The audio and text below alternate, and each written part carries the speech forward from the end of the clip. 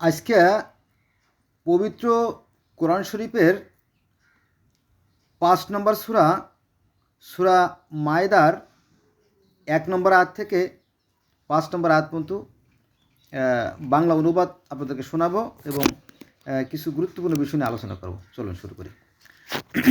সূরা মায়দা অর্থাৎ 5 নম্বর সূরার 1 নম্বর আয়াত।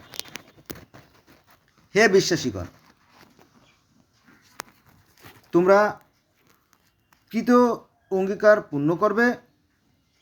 চতুষ্পদ জন্তু তোমাদের জন্য বৈধ করা হলো, তবে পঠিত বিষয় ছাড়া। তবে এহরামরত অবস্থায় শিকার যে বৈধ তা মনে করবে না। নিশ্চয়ই আল্লাহ যা ইচ্ছে আদেশ করেন। সূরা মায়দা আয়াত নম্বর 2। হে বিশ্বাসীগণ, আল্লাহর নির্দেশনে পবিত্র মাসের অর্থাৎ কুরবানির জন্য কাবায় প্রেরিত পশুর গলায় পরানো চিহ্ন বিশিষ্ট পশুর এবং নিজ রবের অনুগ্রহ ও সন্তোষ লাভের আশায় পবিত্র গৃহ অভিমুখে পবিত্রতার অবমাননা করবে না, অর্থাৎ পবিত্রতার অবমাননা করবে না। যখন তোমরা ইহরাম মুক্ত হবে তখন শিকার করতে পারো। তোমাদের পবিত্র মসজিদে বাধা দেওয়ার জন্য কোনো সম্প্রদায়ের প্রতি বিদ্বেষ তোমাদের যেন কখনোই সীমা লঙ্ঘনে প্ররোচিত না করে। সৎ কাজ ও আত্মসংযমে তোমরা পরস্পরের সাহায্য করবে এবং পাপ ও সীমা লঙ্ঘনে সাহায্য করবে না। এবং আল্লাহকে ভয় করো, নিশ্চয়ই আল্লাহ শাস্তি দানে কঠোর। সূরা মায়দা আয়াত নম্বর 3। এখানে বলা হয়েছে, তোমাদের জন্য হারাম করা হয়েছে মরা পশু, রক্ত ও শূকরের মাংস। আল্লাহ ভিন্ন অন্যের নামে উৎসর্গকৃত পশু আর গলা চেপে মারা পশু, প্রহারে মৃত জন্তু, পতনে মৃত জন্তু, শৃঙ্গাঘাতে মৃত জন্তু এবং হিংস্র পশুর খাওয়া জন্তু। তবে তোমরা যা জবেহ দ্বারা পবিত্র করেছ তা দ্বারা, আর যা মূর্তি পূজার দেবীর উপর বলি দেওয়া হয় তা, এবং জুয়ার তীর দ্বারা ভাগ্য নির্ণয় করা, এসব পাপকর্ম। আজ অবিশ্বাসীগণ তোমাদের ধর্মের বিরুদ্ধে চারশে হতাশ হয়েছে, সুতরাং তাদের ভয় করো না, শুধু আমাকে ভয় করো। আজ তোমাদের জন্য তোমাদের ধর্ম পূর্ণাঙ্গ করলাম ও তোমাদের প্রতি আমার অনুগ্রহ পূর্ণ করলাম। এখানে একটা বিষয় না বললেই নয়, সেটা হচ্ছে যে আজ তোমাদের জন্য তোমাদের ধর্ম পূর্ণ করলাম। হ্যাঁ, এখানে এমন কথা বলা নাই যে এই ধর্ম গোটা জগৎবাসীর জন্য আমি নির্ধারিত করলাম, এরকম কথা আছে? এরকম কথা নাই। যাক, যদি আমরা পাই সেটা আমরা সেখানে আলোচনা করব। কিন্তু এখানে বলা হয়েছে আজ তোমাদের জন্য তোমাদের ধর্ম পূর্ণ করলাম। আল্লাহ কিন্তু অন্যত্র বলছে যে আমি এমন কোনো জাতি নাই, এমন কোনো সম্প্রদায় আমি তাদের ভাষায় প্রতিনিধি গ্রহণ করি, এবং তাদের আলাদা দিক আছে, আলাদা নিয়ম আছে, আলাদা কানুন আছে, কিন্তু অন্য আয়াতে আছে, আমরা সেটা পরে পড়ব। হ্যাঁ, তো এখানে দেখলাম যে আজকে তোমাদের জন্য যে তোমরা তোমাদের এই ধর্মটা এই পদ্ধতিতে তোমরা পরিচালিত করবে, এইটা আর কি বলা হয়েছে এখানে। আজ তোমাদের জন্য তোমাদের ধর্মকে পূর্ণাঙ্গ করলাম এবং তোমাদের প্রতি আমার অনুগ্রহ সম্পূর্ণ করলাম, এবং ইসলামকে তোমাদের জন্য মনোনীত করলাম। ইসলামকে তুলে, অর্থাৎ ইসলামের ধর্ম আছে এই যে গরু জবাই দেবা, উট জবাই দেবা, এই পদ্ধতিতে, ঠিক আছে?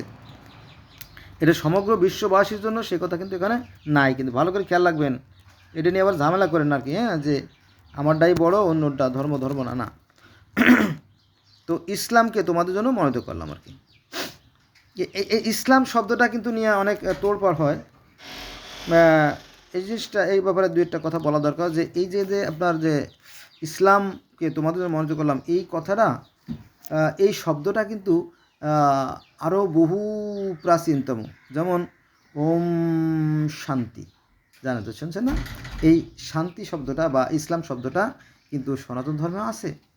আবার এই যে জগতের সকল প্রাণী সুখী হোক, জগৎময় শান্তি বিরাজ করুক, এই যে শান্তি, এই শান্তির কথা সনাতন ধর্মে আছে, বৌদ্ধ ধর্মে আছে, ইহুদি ধর্মে আছে, খ্রিস্টান ধর্মে আছে, ইসলাম ধর্ম আছে। মনে রাখবেন যে এটা শুধু একটা না, পৃথিবীর প্রত্যেকটা ধর্ম, পৃথিবীতে যত ধর্ম আছে 4300 ধর্ম, প্রত্যেকটা ধর্মের শান্তির কথা বলে, কিন্তু সত্য সুন্দর কল্যাণ ন্যায়ের কথা বলে, কিন্তু বাস্তবে দেখি না যে এটা মানুষের পরিপূর্ণভাবে পালন করে। বোঝা গেছে? এটা আর কি, এইটা নিয়ে অনেক লাফালাফি হয়, কিন্তু এটা লাফালাফি কোনো লাভ নাই। এখন দেখতে হবে এটা আসলে কি আমি পালন করি কিনা, বাস্তবের সাথে মিলেই দেখতে হবে, যুক্তি দিয়ে খণ্ডন করতে হবে। যাক, মূল কথা আসি। তবে যদি কেউ ক্ষুধার তাড়নায় ব্যর্থ হয়ে ইচ্ছে করে পাপের দিকে ঝোঁকে না, আল্লাহ ক্ষমাশীল পরম দয়ালু।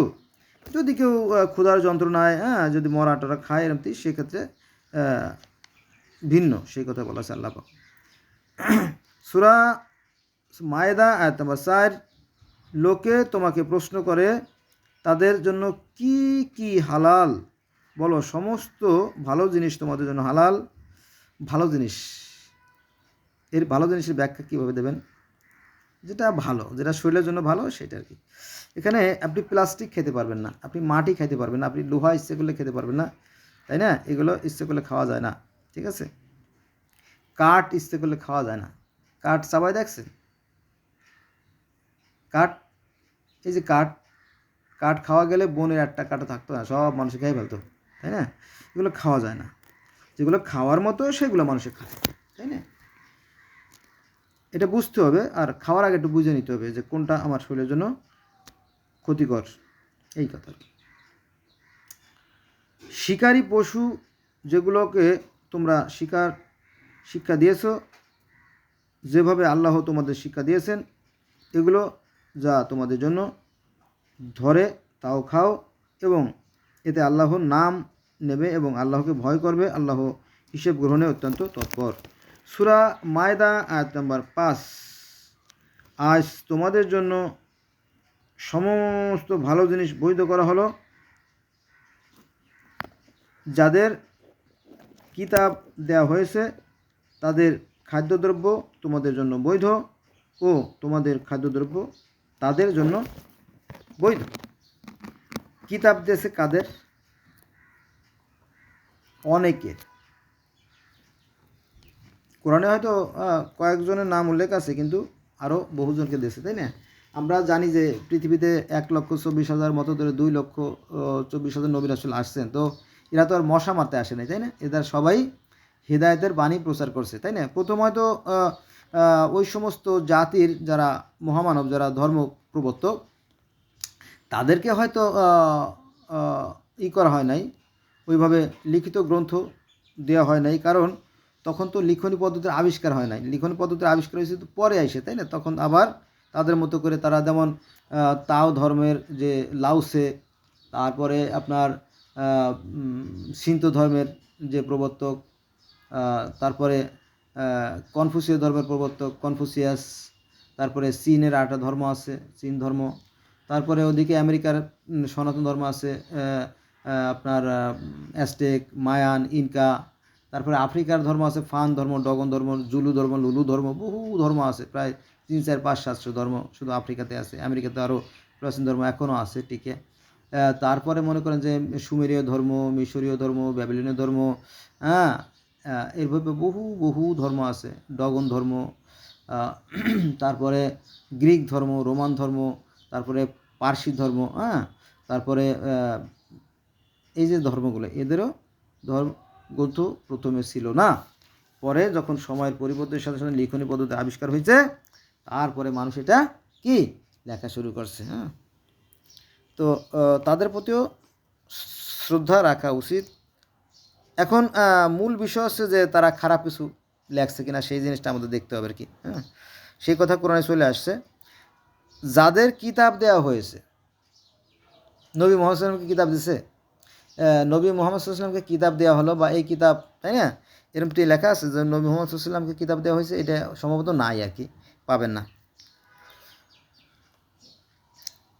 তো যাদের কিতাব দেওয়া হয়েছে তাদের খাদ্যদ্রব্য তোমাদের জন্য বৈধ ও তোমাদের খাদ্যদ্রব্য তাদের জন্য বৈধ, এবং বিশ্বাসী সচ্চরিত্র নারী ও তোমাদের পূর্বে যাদের কিতাব দেওয়া হয়েছে তাদের সচ্চরিত্র নারীদের তোমাদের জন্য বৈধ করা হলো। অর্থাৎ যারা কিতাব প্রাপ্ত হয়েছে, যারা হিদায়ত প্রাপ্ত হয়েছে আর কি, সেই কথা বলা হয়েছে আর কি। যদি তোমরা বিবাহের জন্য তাদের মোহর প্রদান করো, প্রকাশ্য ব্যভিচার অথবা উপপত্নী গ্রহণের জন্য নয়। আর যে কেউ অবিশ্বাস করবে তার কর্ম নিষ্ফল হবে এবং সে পরকালে ক্ষতিগ্রস্তদের অন্তর্ভুক্ত হবে। এখানে একটা কথা বলতে মন চাচ্ছে আর কি, সেটা হচ্ছে যে শুধু পরকাল, শুধু কিয়ামত, শুধু পরকাল কিয়ামত সব কিছু দেওয়া হবে, এটা কি সঠিক? না, এটা সঠিক না। কারণ যেমন কর্ম আমরা করি তেমন ফল আমরা এই পৃথিবীতে পাওয়া শুরু করে দেই। যেমন কর্ম তেমন ফল, না মানিস তো করে দেখ, ব্যস্ত সত্য দোদক সত্য, না মানিস তো মরে দেখ। এজন্য শুধু পরকাল না, ইহকালেই আমরা এই যে এইগুলো কর্ম যে ফলগুলো আছে সেগুলো আমরা পেতে শুরু করি।